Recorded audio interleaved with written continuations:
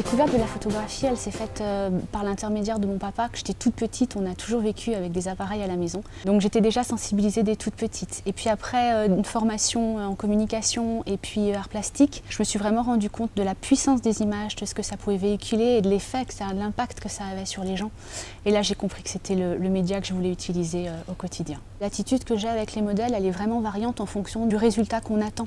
Si c'est avec des particuliers, qu'on est là pour le plaisir, je vais plutôt aller chercher les instants sur le vif, les laisser vivre leur petite vie pour rentrer un peu dans leur intimité et puis capter vraiment leur vraie nature. Enfin, je vais essayer. Quand c'est un peu plus pointu, qu'on attend une image en particulier pour gagner du temps, aussi pour que le modèle ne soit pas trop pénible pour lui, je vais savoir le guider et l'aider à poser, lui conseiller des poses et puis bien gérer la lumière. Donc ça, c'est un peu plus un travail de profondeur, j'ai envie de dire, ou plus sophistiqué, voilà. Travailler avec la shooting box, c'est du plaisir. Tout est très transparent. Le modèle qui a acheté son coffret, c'est exactement les conditions de sa séance photo. Je sais exactement quel temps va durer la séance. J'ai pas forcément beaucoup à expliquer au modèle. Les conditions techniques de la prise de vue, comment vont se faire le rendu des photos, tout ça est très encadré. Pour moi, c'est de l'efficacité, donc c'est un gain de temps et d'énergie, c'est super.